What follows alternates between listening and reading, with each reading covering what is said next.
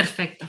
Bueno, muchísimas gracias por la invitación. Un saludo a todos los organizadores, que algunos nos conocimos hace mucho, también en momentos migratorios diferentes, así es un gran placer compartir este espacio hoy día con ustedes.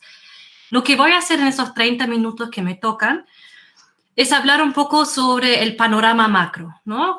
¿Cuáles son los movimientos migratorios que vemos hoy en día, sobre todo en América Latina, pero también voy a hablar sobre flujos hacia Estados Unidos y flujos más recientes desde América Latina hacia Europa? Después, o enmarcando esta presentación, me voy a enfocar en el caso venezolano, y voy a profundizar un poco más en las reacciones políticas, ¿no?, que hemos visto en estos 10 años de éxodo venezolano, sobre todo en América Latina, pero también al final de la presentación voy a tocar el tema de las políticas estadounidenses, porque son fundamentales para entender los cambios en las direcciones y los tamaños de los flujos actuales. Y con eso quiero dar un poco el panorama macro para las presentaciones que me siguen, que van a profundizar más, y entiendo bien, en algunos retos que se enfrentan, ¿no?, manejando y viviendo como país de receptor también, como es el Perú, en este contexto. Entonces, voy a iniciar, ¿no?, hablando un poco sobre el caso venezolano, porque hoy en día cuando pensamos en las migraciones en América Latina, por lo menos cuando estamos en el sur del continente, pensamos en el caso venezolano, ¿no? Cuando yo doy conferencias en Estados Unidos y sobre todo en la Unión Europea, hay muy poca conciencia que el desplazamiento venezolano es el más grande en la historia, en el mundo, en este momento, ¿no? Estamos hablando oficialmente, y eso solamente son los casos registrados. Es muy posible que los números reales sean más grandes por la migración irregular, sobre todo en Sudamérica, pero oficialmente estamos hablando de cerca de 8 millones de personas, y la gran mayoría, ¿no?, oficialmente alrededor de 7 millones dentro de Sudamérica. Los 5 países principales son Colombia, con oficialmente casi 3 millones de venezolanos, el Perú, con más que 1.5 millones, Brasil, Ecuador y Chile. Y hay que entender que eso realmente ha sido un fenómeno sin precedentes. Yo soy alemana, ¿no? En este momento me encuentro en Alemania, y en Alemania, un país más grande en términos de población y con otras capacidades fiscales, la llegada de 1 millón de migrantes en la llamada crisis migratoria de 2015 casi le costó a Angela Merkel, ¿no?, su carrera política. Entonces, eso quiero decir para entender que realmente enfrentamos que ha sido realmente un gran reto para la región, que no estaba acostumbrada ni preparada para recibir estas cantidades de personas en muy poco tiempo. Lo que vamos a ver es que igual, y ¿no?, siempre me gusta reconocer este reto, pero también se critica en el sentido que las respuestas políticas que hemos visto han sido dispares y muchas veces de corto plazo, ¿no? Aunque tenemos en la región las leyes y los marcos jurídicos para el manejo de los flujos migratorios y para la protección de refugiados más avanzados en todo el mundo. Pero a eso vamos a llegar en unos minutos. Lo que vemos ya muchos años son grandes problemas en los sistemas de regularización y de protección de refugio. Y eso lleva a muchos problemas de integración, de seguridad, pero también es una pérdida de capital humano, una pérdida de oportunidades tanto para las personas migrantes como para los países y las economías de los países de recepción. Brevemente, ¿no? Eso se ve un poco feo, pero no importa. Los determinantes del éxodo venezolano. Lo que tenemos que entender, y a veces nos olvidamos, que realmente fue una crisis multinivel que ha llevado a este éxodo, ¿no?, a esta migración forzada. La crisis humanitaria y económica ya lleva 10 años y llegó en su tope, ¿no?, en el momento más crítico, a una hiperinflación, ¿no? De más, no sé si realmente se llegó, ahí los economistas me pueden ayudar, o se proyectó, por lo menos en el 2018, una hiperinflación de 1.000.000%, que es casi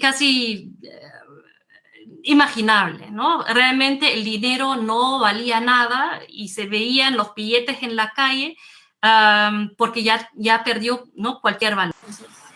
Perfecto. Ahora.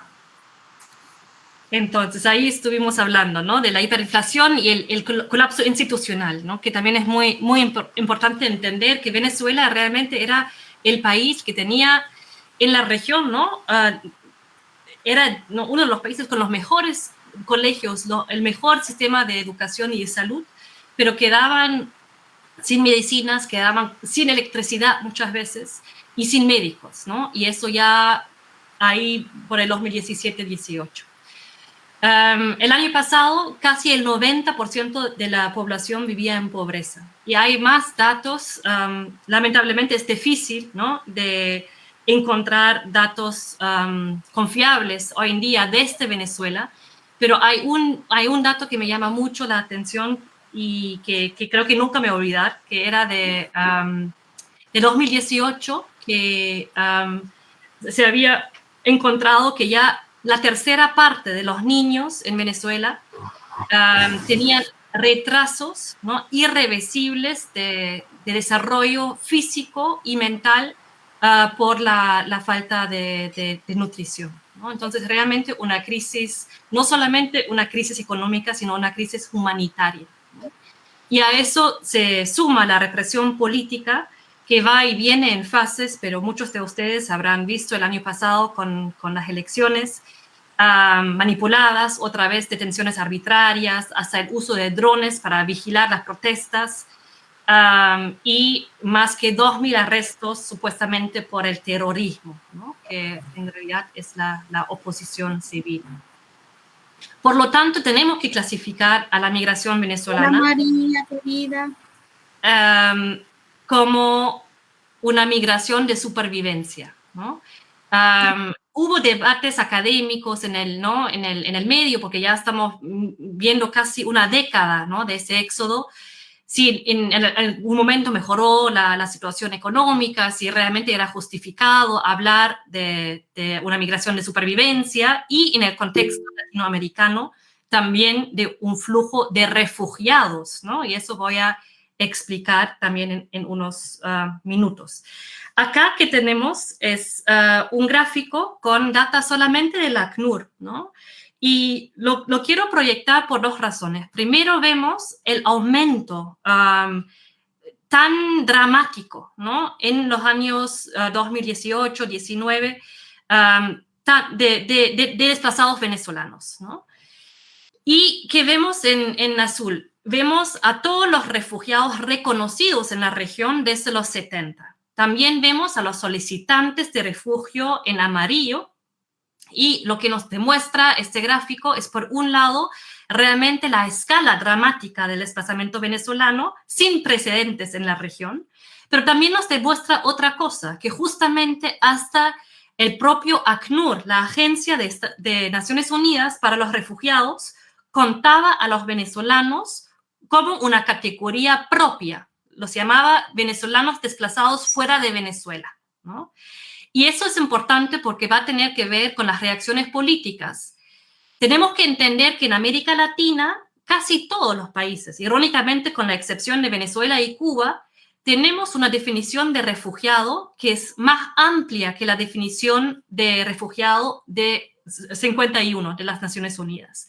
Y es una definición de refugiado que hemos incorporado en nuestras leyes de refugio, ¿no? Entonces, en la ley de refugio del Perú, un refugiado no solamente es una persona que huye de la persecución política o la persecución por razones religiosas, ¿no?, una persecución personal, sino también a personas que huyen de la violencia generalizada, de violaciones masivas de derechos humanos o de cualquier situación que perturba el orden público.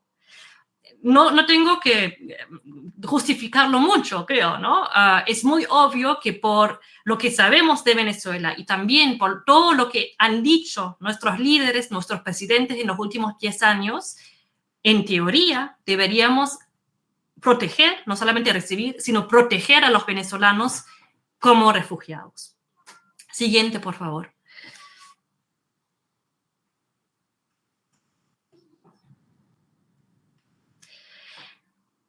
Sin embargo, lo que también hemos visto, ¿no? en los últimos años es que no solamente se quedaron los venezolanos en el sur de Sudamérica, sino cada vez más, y de eso van a tratar las otras presentaciones del evento del día de hoy, por la integración fallada, ¿no? Diría yo en 2 palabras, un nuevo movimiento de venezolanos y otros migrantes hacia Estados Unidos por la selva del Darién. La selva del Darién es un pedazo de selva entre Panamá y Colombia, y es una de las rutas migratorias más mortal en el mundo, ¿no? Ahí también globalmente hay muy poca conciencia, ¿no? No sabemos cuántas muertes ha habido, pero han sido muchos, y muchas organizaciones realmente lo ven como una ruta más peligrosa que el cruce del Mediterráneo. Acá también vemos el aumento en los últimos años, y la próxima lámina también lo va a aclarar más, ¿no? Pero en el 2023 fueron más que 500.000 de personas que cruzaron. La siguiente, por favor. Acá vemos este aumento, ¿no? En el 2023, más que 500.000, y vemos también que en el 2024 han sido mucho menos, ¿no? A eso quiero llegar cuando hablo de la política, también la política de Trump. Pero antes de llegar a eso, vemos acá a la derecha las nacionalidades. Y eso me parece importante porque, si bien me voy a enfocar en el desplazamiento venezolano, no es el único flujo y el único flujo importante que merece nuestra atención en la región, ¿no? Hasta el 2021 los haitianos fueron la mayor nacionalidad cruzando el Darién, pero también hubo mucha gente de Chile, Cuba, Brasil, claro, números mucho más chiquitos, ¿no? Y hasta de Bangladesh, y como vamos a ver los últimos 2 años también de China. Eso cambió en el 2022 con un gran aumento del flujo venezolano que tenía que ver con política, tenía que ver con la opción de recibir un estatus de protección temporaria en Estados Unidos, ¿no? Pero otra vez, no solamente venezolanos, cruzaron también ecuatorianos, colombianos, ¿no? Haitianos y chinos. Y realmente tenemos que ser conscientes, si bien los números de los venezolanos son los más llamativos en la región, hay muchos flujos, hay una complejidad que tenemos que entender también cuando pensamos en integración y política migratoria. Siguiente, por favor. Acá, ¿no? 2 ejemplos más. A la derecha, brevemente, los ecuatorianos, y a la izquierda, ¿no? Los africanos y los asiáticos. Y siguiente, por favor. Quería mencionarles brevemente un par de detalles más como ejemplo, ¿no? De otro tipo de flujo de la migración africana. Hay muchos países de origen, ¿no? Pero entre ellos destacan Senegal, Somalia, Eritrea, Ghana, Camerún, Nigeria, Sierra Leone y la República Democrática del Congo, ¿no?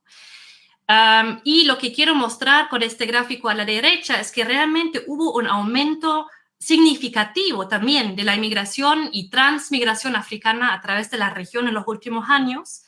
Cuando yo hice el doctorado, yo fui a Argentina en el 2012. Y el gran tema migratorio, bueno, la migración no era un tema tan politizado, pero el gran tema en este momento en la región, ¿no? Al nivel regional, fue esta migración extracontinental de África y de Asia, y causó en su momento preocupaciones políticas, ¿no? Ya, en los últimos 10 años casi no escuchamos nada de esa migración porque el enfoque político, mediático y de la opinión pública ha sido la migración o el desplazamiento o los refugiados venezolanos. Siguiente.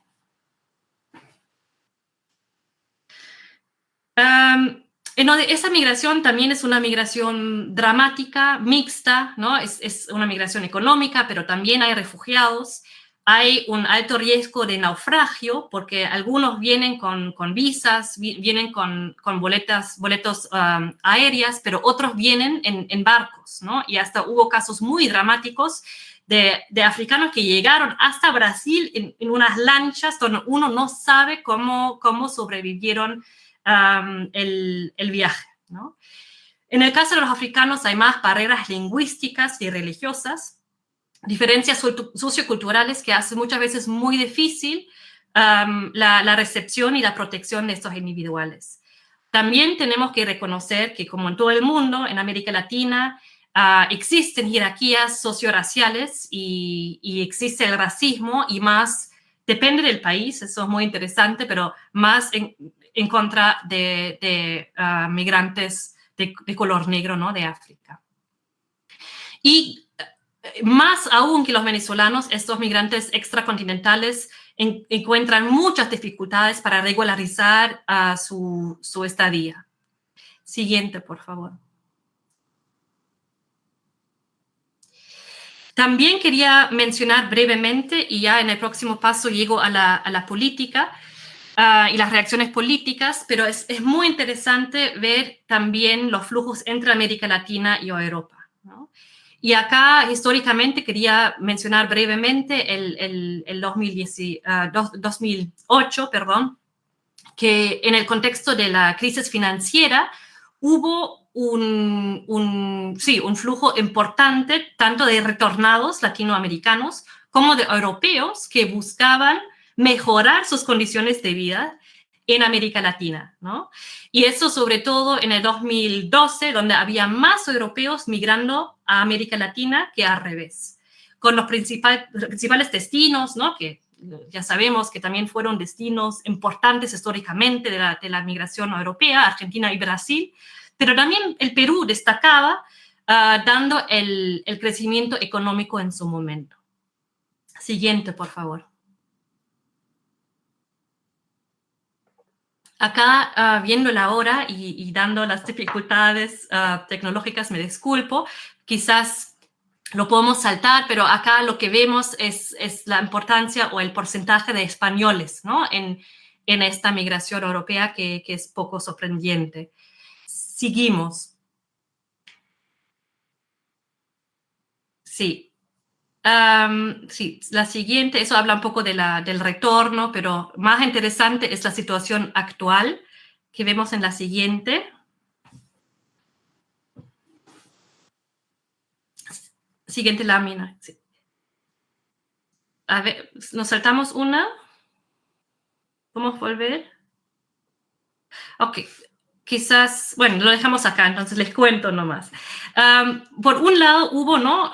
Estos programas de retorno, pero no volvieron tantos latinoamericanos como uno hubiera pensado, y eso también es importante tenerlo en mente en el contexto actual y cuando pensamos en retos al futuro, políticas, que si bien las situaciones cambian, ¿no? Y en este contexto fue la crisis económica en Europa y el crecimiento en América Latina, hay otros factores que determinan si las personas se quedan o se van. Y por varios motivos, muchos latinoamericanos residentes en Europa se quedaron por vínculos familiares o afectivos y por el miedo de no poder volver a Europa, ¿no? Una vez haber salido. Y esos factores psicológicos también son muy importantes de entender.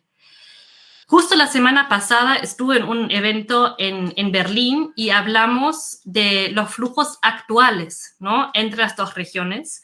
Y algo que llama mucho la atención es que en este momento, y eso es muy reciente, ¿no? Este año 2025, las nacionalidades que más piden el refugio en Europa ya no son Siria, ya no son Afganistán, sino son Venezuela y Colombia, ¿no?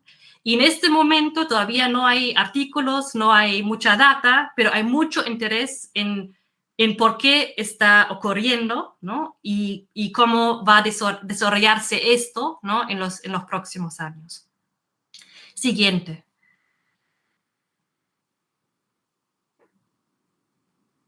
Entonces, haber dado este panorama, ¿no?, de los flujos, y otra vez quiero enfatizar la complejidad y la rapidez con la cual cambia dentro de la región, pero también, ¿no?, entre América Latina y Estados Unidos, y América Latina y Europa. Quiero hablar unos minutos sobre las reacciones políticas, ¿no?, frente al desplazamiento venezolano, y voy a cerrar, ¿no?, preguntándonos un poco qué podemos aprender de todo eso, ¿no?, mirando hacia el futuro. ¿Ya? Luisa, perdona, Luisa, no te hace, o sea, tienes tiempo suficiente, ¿ah? Ok, porque pensé... No te preocupes, creo que la visión que da sobre los flujos que han llegado y la evolución, o sea, sobre todo hacer entender el tema de que los flujos europeos han sido importantes, también creo que es positivo. O sea, tómate el tiempo, tenemos Perfecto, tiempo. ya, me voy a relajar. Normalmente es al revés, siempre nos quieren acortar cuando damos las charlas, pero les invito, ¿no? Si me extiendo demasiado por su planificación de tiempo, me avisan. Pero ya. Entonces ya mencioné el tema de Cartagena, ¿no? Y eso, sí, el primer punto que quiero que se lleven de la presentación mía es la complejidad y la rapidez del cambio de flujos. El segundo punto que no voy a parar de enfatizar es el hecho que no estamos aplicando nuestras leyes.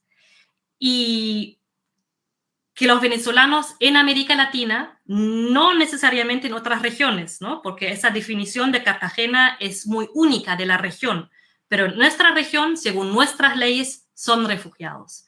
Y ahí realmente no hay duda. Yo no soy abogada, pero he trabajado mucho con abogados, con investigadores jurídicos, no queda ninguna duda, y hasta los oficiales en el Perú, los oficiales en otros países lo saben. La otra cosa siempre es la política, ¿no? Y obviamente es el reto de realmente dar la protección debida según la ley en la práctica, ¿no? Y este problema de brecha entre legislación y aplicación de la ley, obviamente la conocemos en la región, también en otras áreas, ¿no? Pero si creemos ¿no?, el Estado de Derecho y en la aplicación de leyes, deberíamos proteger a los venezolanos como refugiados, lo que significa no solamente dar estatus legal, permiso de trabajo, sino, ¿no?, básicamente los mismos derechos y deberes como los nacionales, y que no pueden ser devueltos, ¿no?, mientras no mejore significativamente la situación en Venezuela. Lo que vimos en la práctica, y es complejo, ¿no?, porque otra vez, en comparación con otras regiones del mundo, nuestra legislación es muy progresista, es muy generosa, ¿no? Y en comparación con, por ejemplo, ya el discurso europeo sobre la migración, las reacciones iniciales en la región fueron muy de brazos abiertos. No sé si se acuerdan, no sé qué han tenido ustedes hace 10 años, pero también los discursos en el Perú al inicio fueron discursos de reciprocidad, de ahora dar a los venezolanos la bienvenida y la protección que muchos peruanos en su momento recibieron en los años 80 y hasta los 90 en Venezuela, ¿no? Sin embargo, no se aplicaron las leyes de refugio, sino en muchos casos, y obviamente estoy generalizando un poco porque vimos muchas reacciones diferentes en la región, pero sobre todo en los países andinos vimos reacciones de corto plazo, ¿no? Decretos presidenciales, y eso tiene que ver con nuestros sistemas democráticos, también tiene que ver con el hecho que los presidentes en la región tienen mucho poder, ¿no?, en este tipo de situaciones. Pero lo que quiero que entiendan es que en vez de aplicar la ley, ¿no?, que existía y que aplicaba, se escribieron nuevos decretos y se dieron estos permisos de permanencia de corto plazo, ¿no? En el Perú, el PTP, el PEP en Colombia. Y aunque quiero, ¿no?, son las dos, hay los dos lados de la moneda, ¿no? En comparación con otras regiones, ¿no?, ha sido una recepción inicial generosa, ¿no?, pero igual no aplicando la ley y con la gran dificultad que en muchos casos fueron políticas ad hoc que no eran y no han sido sostenibles, ¿no? Pensando en una integración socioeconómica y hasta en algún momento, ¿no?, política, con vías hasta la nacionalización, por ejemplo. Y otra cosa que vamos a ver es que realmente dominaban las reacciones nacionales en vez de una coordinación regional, que también por los organismos internacionales estaban los instrumentos para coordinar una respuesta y una solución en la región. Y yo diría, como politóloga, ¿no?, por razones políticas, no se ha dado. Siguiente, por favor.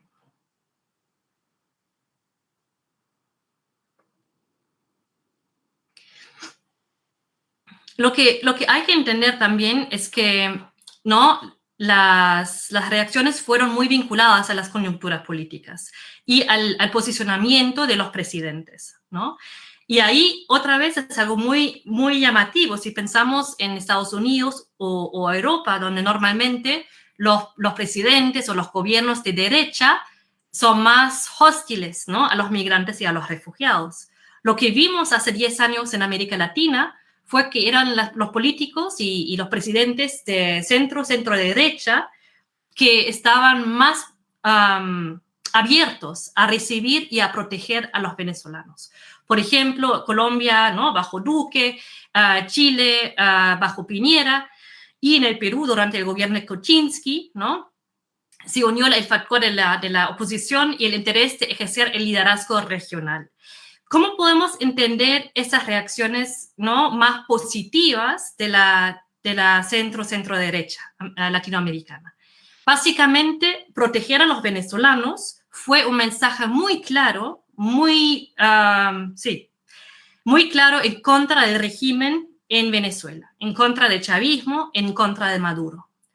Mientras los gobiernos de centroizquierda o izquierda, estoy pensando en Ecuador, por ejemplo, por mucho tiempo, ¿no?, pretendían que no había una crisis migratoria porque no había crisis en Venezuela, ¿no?, porque el socialismo del siglo XXI funcionaba, según ellos. Entonces tenía mucho que ver con el posicionamiento ideológico. Pero en casi todos los casos, si bien la política internacional y la ideología de los presidentes y los gobiernos determinaba la reacción inicial, yo diría a poco tiempo, ya al año, a los 2 años, predominaban preocupaciones de política doméstica y de la opinión pública, ¿no? Y eso, obviamente, viviendo en el Perú, sabemos muy bien cómo se habla y cómo se percibe la migración venezolana. Y si eso es justificado o no, también lo voy a tocar, pero creo que también los otros ponentes van a hablar más sobre estos retos. En algunos casos reales, en otros casos no tan reales, diría yo. Seguimos. Durante el COVID, ¿no?, vimos reacciones y políticas cada vez más estrictos, ¿no?, que por ahí tenían que ver también con preocupaciones, ¿no?, si se acuerdan, en primer instante también quizás con el deseo de dar cierta sensación de seguridad, ¿no?, a la población. Pero me gusta hablar de este caso porque creo que nos ayuda a entender por qué la militarización o la seguritización de las fronteras y de la migración no funciona, ¿no? Obviamente el virus COVID-19 no distinguía entre peruanos y venezolanos, entre nacionales y migrantes, y sin embargo los venezolanos fueron excluidos de muchas de las políticas de apoyo, ¿no?, de políticas socioeconómicas, ¿no?, y a la vez se trataba de cerrar la frontera a través de su militarización, ¿no? En América Latina no podemos cerrar fronteras, las podemos cerrar, ¿no?, oficialmente, pero no hay ningún país en la región que realmente pueda controlar su frontera. Son fronteras muy extensas y si Estados Unidos y la Unión Europea no pueden realmente prevenir, ¿no?, el movimiento por sus fronteras, en nuestra región es mucho más difícil, ¿no?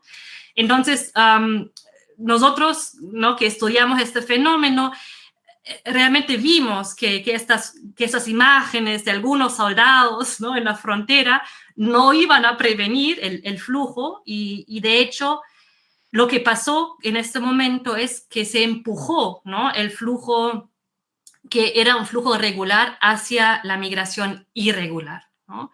También tenía que ver con el cambio de los requisitos, ¿no?, que cambiaron mucho, ¿no? No quiero entrar en detalles, pero no solamente el Perú, otros países también implementaron nuevos requisitos, como primero el pasaporte, después una visa especial, pero lamentablemente, si tú te ves forzada, ¿no?, o forzado de salir del país para sobrevivir, y si vivís en una región con fronteras tan extensas, ¿no?, lo único que pasó es que esa migración se volvió más peligrosa, ¿no?, porque la gente tuvo que buscar rutas irregulares y lamentablemente también ocurrió que dio más poder y más dinero a grupos criminales extragubernamentales, ¿no?, que se apoderaron de alguna manera de esta migración irregular, cobrando a los migrantes, a veces protegiéndolos, a veces explotándolos.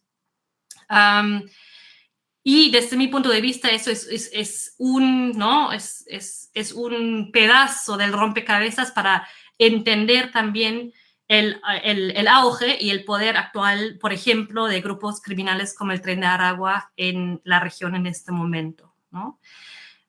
Entonces, ¿cuál es mi punto acá? Aunque bien se entiende, ¿no?, el deseo político de estar en control o el deseo político de pretender estar en control, y la migración y la migración forzada en regiones como América Latina no se puede parar, ¿no? Y lo más sensato es regularizarlo para ganar control. No sé si me explico, si no me pueden preguntar después en el Q&A que vamos a tener. Mejor es saber quiénes están, ¿no?, cuántos son, dónde están, que empujar estos flujos que igual se van a dar, ¿no?, hacia la irregularidad y hacia los grupos criminales.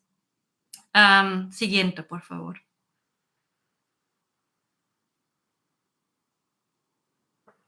Eso ya mencioné, pero brevemente, hay diferentes mecanismos en la región.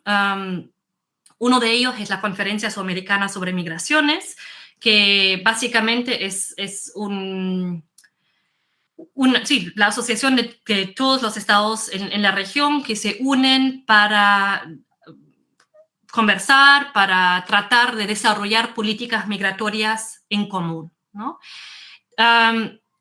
Hubiera sido un espacio excelente, ¿no?, para desarrollar una política realmente regional frente al desplazamiento venezolano, pero por muchos años, ahora pero ya lo hemos revisado, y los primeros años del desplazamiento, simplemente en las conferencias anuales no se habló de Venezuela, ¿no?, que realmente fue muy llamativo. Ya mencioné, bajo Kuczynski hubo el Grupo de Lima, que sí fue ¿no?, un grupo de gobiernos en la región que trataron de buscar una solución, pero más bien a la situación en Venezuela, ¿no? Fue una organización más política, mientras el proceso de Quito, ¿no?, liderado por Ecuador en su momento, fue el intento de despolitizar, ¿no?, el desplazamiento venezolano, de no hablar sobre la necesidad del cambio, ¿no?, en Venezuela. Entonces, para el Grupo de Lima, bajo Kuczynski, fue más bien la idea, tenemos que llegar, ¿no?, apoyar o de alguna manera forzar el cambio político en Venezuela y reestablecer la democracia para que la gente pueda volver. El proceso de Quito se enfocó más en la integración, en la recepción, en la protección en países de recepción, porque fue menos político, ¿no? El gran problema de todo, ¿no?, Mercosur, CAN, pero más aún la conferencia y el proceso de Quito, es que son buenos, ¿no?, pero no tienen la fuerza de realmente hacer política, sino más bien son recomendaciones y depende de cada estado, ¿no? Seguir esas recomendaciones o no. Y falta ahí realmente un mecanismo de control y una presión diplomática real. Seguimos.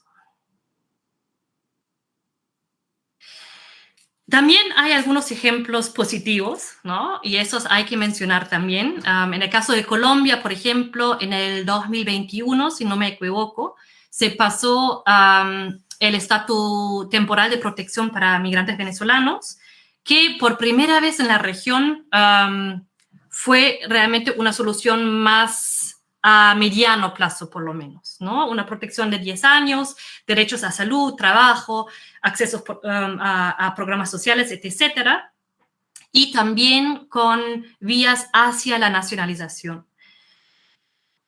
Como es complejo y la relación entre Venezuela y Colombia ha cambiado otra vez, también ha cambiado la política migratoria de Colombia, y si bien no se ha terminado el programa, ya no se ofrece a nuevos migrantes, ¿no? Entonces, los que ya están en el programa están, pero no se extendió en el tiempo como había ocurrido un par de veces al inicio. Siguiente, por favor.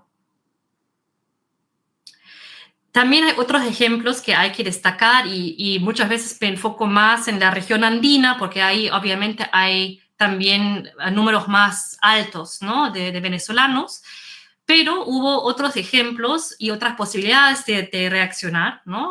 Siempre manteniendo en mente que los venezolanos son refugiados, deberían ser protegidos como refugiados, pero Argentina, Uruguay, Fernando, y creo que Brasil también, aunque fue un poco más complejo, extendieron de forma unilateral la residencia Mercosur, ¿no? Venezuela ya había sido expulsado del Mercosur, pero los presidentes de estos países en su momento dijeron que no fue culpa de los venezolanos, sino de su gobierno, y por ende extendían ese permiso de residencia por 2 años a los venezolanos.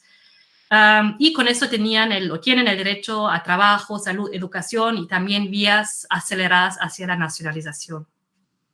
La política cambia. En este momento en Argentina se están discutiendo reformas migratorias también hacia los venezolanos con un enfoque mucho más restrictivo otra vez. Siguiente. Disculpe que la interrumpa, le quedan unos 3 minutos. Perfecto. Acá ha pasado algo abajo, pero sé que decía.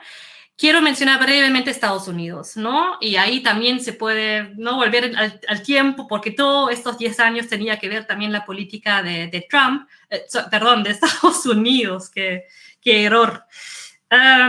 Pero con la administración actual de Trump vemos varias cosas muy importantes.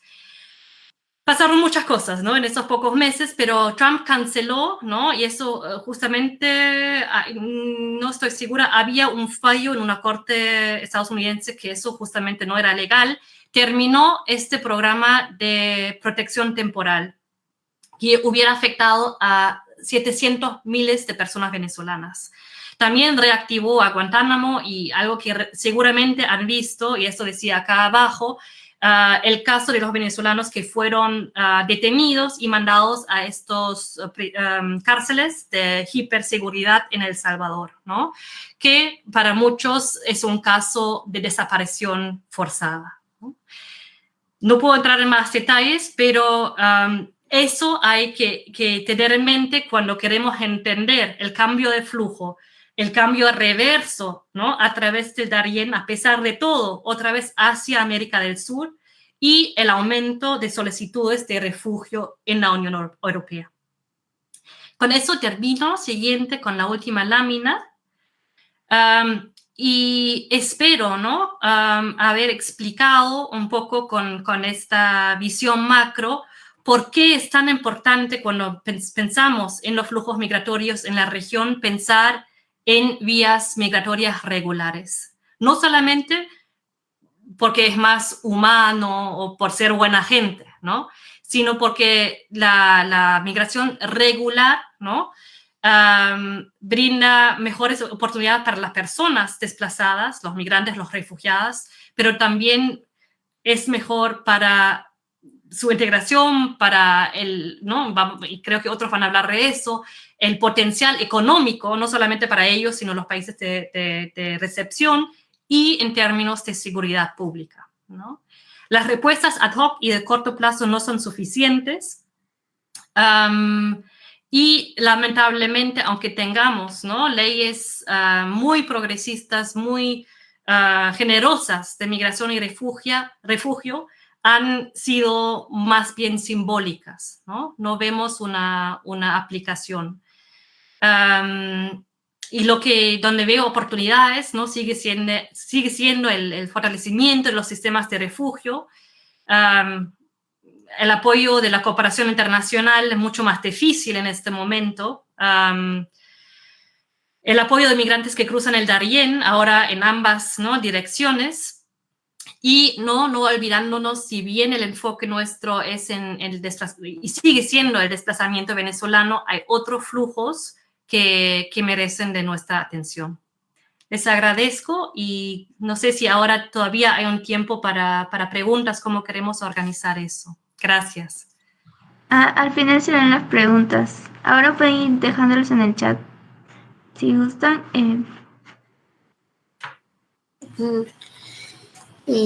¿Puedo preguntar? Las preguntas para el final, por favor. Perdón. Sí. De mi parte ya terminé. Muchas gracias por todo. Fue una excelente ponencia, muy buena. Yanira, vamos a... Yanira, perdona, que Luisa conteste las preguntas, porque de repente tiene que... acordémonos que está en Alemania y el horario que tenemos es diferente. Perfecto. Sí, perfecto. Sí. Sería ideal si contesta ahorita hay una pregunta de Gabriel. Sí, Yanira, por favor.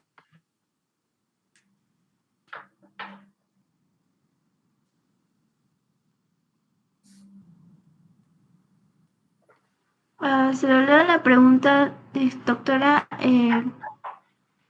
En su opinión, ¿cómo el Estado podría regular la política migratoria para disminuir la delincuencia? Lamentablemente, ingresar gente buena y mala y estos últimos generalizan el rechazo, incluyendo a los que vienen a rehacer su vida de forma honesta. Sí, mi respuesta sería que siempre es mejor, ¿no? También pensando, ¿no?, desde una visión de seguridad pública, saber quiénes entran, ¿no? Tener un registro, y eso lamentablemente solamente se puede lograr en América Latina, sobre todo, dando vías regulares, ¿no? Es complejo, yo tampoco, si fuese tan fácil, pero si pensamos, solamente para demostrar otra vez esa complejidad, si pedimos... suena muy sensato, ¿no? Pedir ¿cómo se llama? La historia penal, ¿no? ¿Cómo se llama en castellano? Los precedentes, ¿no? Precedentes policiales, para saber que las personas que vienen no tengan eso, ¿no? No hayan cometido delitos. Pero si vienen de un país como Venezuela, donde es imposible, ¿no?, o fue imposible durante mucho tiempo conseguir esos precedentes penales, otra vez tenemos el problema que igual van a migrar, igual van a entrar y perdemos el control, ¿no? Entonces, los requisitos que ponemos tienen que ser sensatos también en el sentido que la gente tiene que poder cumplirlos, ¿no? Y después, creo que la migración realmente es un espejo social, y cuando todavía había fondos internacionales, que obviamente en los últimos meses ha cambiado la situación, pero Colombia, por ejemplo, ha sido muy exitoso en atraer fondos internacionales para mejorar, ¿no?, los servicios públicos, la educación, la salud y hasta, ¿no?, sistemas de seguridad ciudadana para todos, ¿no? Eso sería mi respuesta rápida. Sí, pero siempre es mejor saber quiénes vienen y tener un registro. Ahora la pregunta del voluntariado tenía una pregunta. Si puede decirla. La escribí, es la preocupación de que no veo el tema de género en el debate. ¿Cómo afectan esos procesos migratorios a mujeres y niñas? Viendo el caso, por ejemplo, de las mujeres haitianas aquí en República Dominicana y el caso del aumento de la trata de mujeres venezolanas en toda la región a través de los proyectos de migración. Entonces, mi pregunta iba, ¿cómo pueden los gobiernos garantizar también una migración segura para que, sobre todo, que no aumente los niveles de desigualdad y que no aumente el tema de trata, explotación sexual, explotación laboral para mujeres y niñas? Muchísimas gracias por la pregunta, totalmente de acuerdo, ¿no? Yo podía hablar 3, 4, 5 horas sin aburrirme, ¿no? Hay tantos temas para ver y justamente la migración y la protección de migrantes y refugiados, el tema interseccional es súper importante, ¿no? No solamente género, obviamente también color de piel, religión, etcétera. Yo lo mencioné un poco con la migración africana. En el caso de las mujeres venezolanas, se suma, ¿no? Este factor de la hipersexualización, ¿no? Y la explotación sexual que vemos sobre todo en los países andinos y también en el Caribe. Otra vez, mi respuesta quizás es una respuesta fácil, pero ahí veo que nos invita a la migración a ver los problemas que tenemos en muchos países de recepción, ¿no? Y la violencia contra las mujeres en el Perú es un tema importantísimo, ¿no? Entonces, mi respuesta sería que en realidad para proteger a los migrantes o las mujeres migrantes y refugiadas, tenemos que proteger a todas las mujeres en la región y tenemos que mejorar las políticas, no solamente para ellas, ¿no? Sino para todas las mujeres, y lo mismo aplica a los niños, ¿no? Donde tenemos retos adicionales, que, por ejemplo, por las situaciones de migración o desplazamiento, muchos niños no han ido al colegio, ¿no? Porque, por varias razones, pero entre ellas por tener que quedarse en casa para cuidar a los hermanos más chiquitos por falta de redes de apoyo, ¿no? Pero gracias, súper importante el tema. Tenemos otra pregunta. Perdón. Tenemos otra pregunta. ¿A qué se cree que responden estos discursos de odio que responsabilizan la migración de los problemas internos como la delincuencia? ¿Cree que como ciudadanía es una debilidad de identidad apoyar tal discurso tan fácilmente? Es muy interesante la pregunta, no sé si la entiendo de todo, sobre todo la parte sobre la identidad, pero yo creo que los discursos de odio es muy triste. Otra vez, como politóloga que he estudiado este fenómeno en la región desde el inicio, y ¿no? La mayoría del tiempo dentro del Perú, en Lima, los políticos aprenden muy rápidamente, ¿no? Y fueron las elecciones locales en el 2018 que ya se adoptaron los mismos discursos que tanto ha criticado la región en Estados Unidos y en Europa, ¿no? Que tanto han criticado en Argentina, ¿no? Los discursos de odio en contra de los peruanos. En Argentina los delincuentes son los peruanos. Ahora, que hay delincuentes venezolanos, obviamente hay, pero según las cifras que yo conozco, no en mayor porcentaje que los peruanos, al contrario. Otro tema son un poco estos, ¿no? Las mafias internacionales que en parte tienen su origen en Venezuela, pero eso no es el inmigrante venezolano individual, ¿no? Eso ya es un problema del crimen organizado regional que quizás en parte tiene que ver con esta crisis de desplazamiento también, pero, y no tengo las cifras de los últimos años, pero hasta el 2022, que lo vi la última vez, el porcentaje de venezolanos delincuentes era más bajo, con la data que tenemos, ¿no? Que el porcentaje de reclusos, ¿no? Esa es la data que víamos peruanos. Pero creo que otra vez la otra ponencia, por ahí el otro experto va a saber contestar mejor esa pregunta. Tenemos una última pregunta. Considerando la reciente noticia de que China permitió el ingreso sin avisar, sin visa, por hasta 30 días a ciudadanos de países como Perú, Brasil, Argentina, Chile y Uruguay. ¿Cuáles podrían ser las implicancias de esta política en los patrones migratorios, las oportunidades laborales y los intercambios académicos entre países de América Latina y China?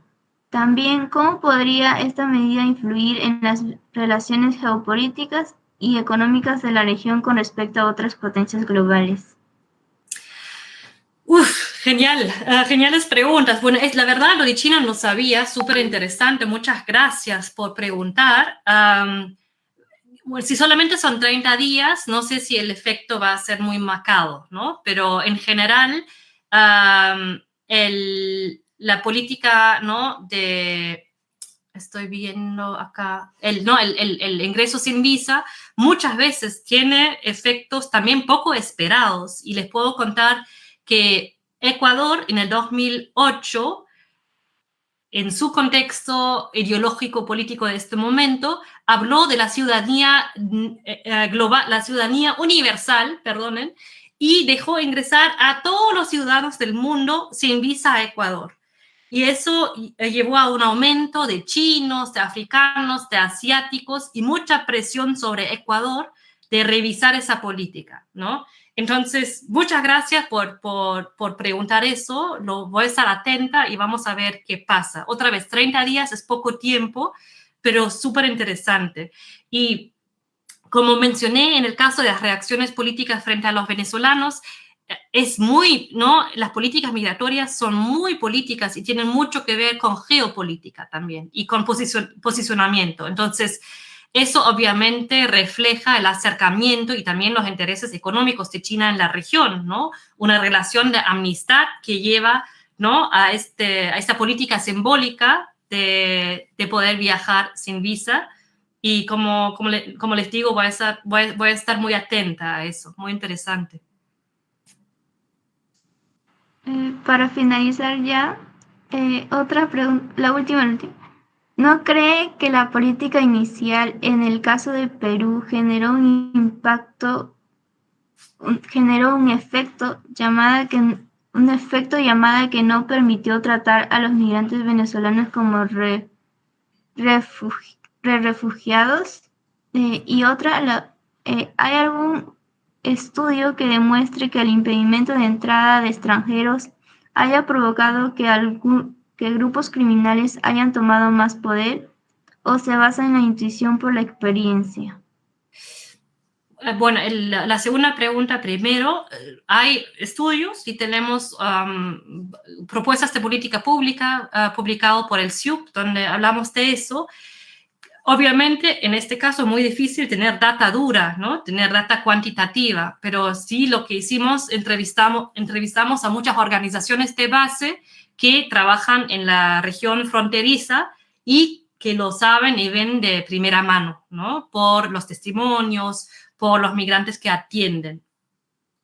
Obviamente, data cuantitativa es muy difícil tener sobre los grupos criminales y ¿no? Cuánto aumentan, sobre todo cuando hablamos de migración irregular y grupos criminales, ¿no? Entonces, ahí tenemos que confiar más en los métodos cualitativos, que igual son científicos, pero claro, no son estadísticos.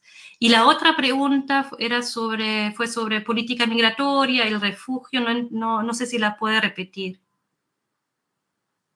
Sí, claro. ¿No cree que la política inicial en el caso de Perú generó un efecto llamada que no permitió tratar a los migrantes venezolanos como refugiados? Sí, muy buena pregunta también. Yo creo que ha sido una mezcla de factores, ¿no? Pero de hecho, en la ciencia política hablamos de path dependency, la dependencia del camino tomado, ¿no? Yo personalmente también veo una gran responsabilidad en los organismos internacionales y justamente en el propio ACNUR, si se acuerdan de la lámina al inicio de mi presentación, el propio ACNUR que no clasificó oficialmente en su recolección de data a los migrantes como refugiados, sino que inventó otra categoría. Aunque bien en sus recomendaciones, ¿no? Legales sí decía que necesitaban protección internacional.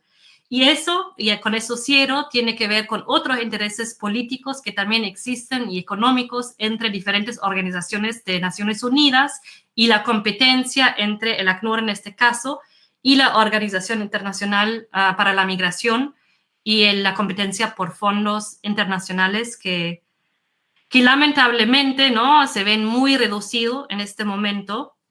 Y por ende, y con eso ahora sí cierro, todos los retos que he, ¿no?, desarrollado, explicado en esta presentación, lamentablemente en este momento no se ven disminuidos, al contrario, y eso en parte por la política migratoria de Estados Unidos que empuja a los migrantes hacia el sur otra vez, y también por el gran recorte, ¿no?, de fondos internacionales que obviamente también afectan el área de la migración y la protección de refugiados en América Latina.